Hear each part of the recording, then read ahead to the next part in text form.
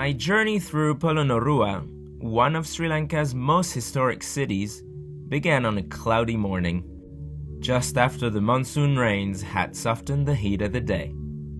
The first stop was the Royal Palace Complex, once the heart of a mighty kingdom. Today, only the foundations remain, but you can still imagine the grandeur of what must have been here.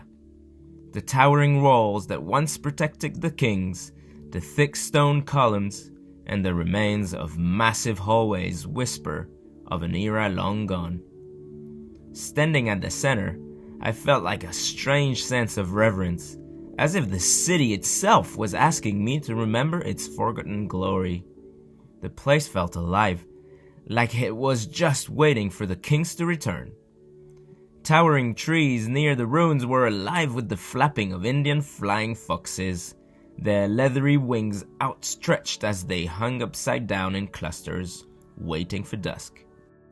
Within the Quadrangle, the most sacred area of the ancient city, I wandered through layers of history, elegant shrines and towers, moonstone worn smooth by time, and towering stupas that had once been centers of worship.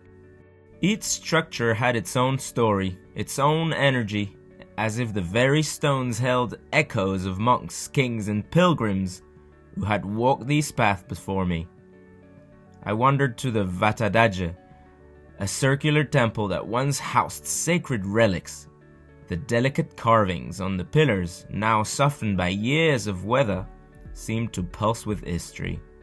The structures around this area were built with such precision, every stone placed with purpose.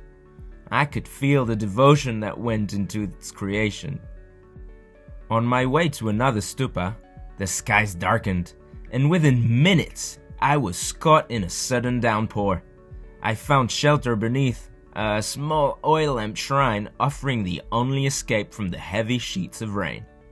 Next, I ventured to Lankatilaka Temple, an impressive structure that towered over the city, guarded by a handful of monkeys. The vastness of it took my breath away. Despite the weather, the temple stood strong, his stone facade covered in fine details that told stories of an era where religion and royalty were deeply intertwined. The giant Buddha statues inside the temple exuded serenity, their calm faces unshaken by the passage of time.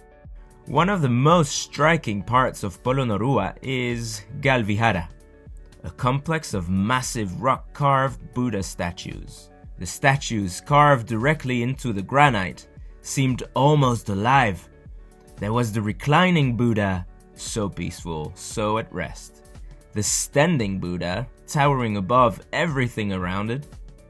And the meditating Buddha, lost in thought. As I moved through the ruins, I couldn't help but notice how each structure felt like it belonged to a different chapter in Sri Lanka's story. A short walk brought me to Tivanka Image House, a beautiful temple with intricate murals depicting the life of Buddha. The walls, though faded, told stories of compassion, wisdom, and enlightenment. Each monument felt like a memory that had weathered storms and time. As I made my way toward the Parakrama Samudra Reservoir, the landscape shifted. Vast rice paddies stretched toward the horizon, their vivid green a striking contrast to the stone ruins. Near the water's edge, life thrived. Storks waded gracefully, kingfishers flashed electric blue as they darted over the surface, and peacocks stood poised like sentinels, their iridescent feathers shimmering in the soft light. Pelicans floated effortlessly, their large beaks dipping into the shallows, while egrets moved through the reeds, barely disturbing the water as they searched for food. As I stood looking at the lake, I thought about how Polonnaruwa had survived the centuries, not just as a collection of stones, but as a living testament to Sri Lanka's rich cultural and spiritual heritage. The city had offered its secrets generously, and the rain had, in its own way, made those secrets more beautiful, more alive.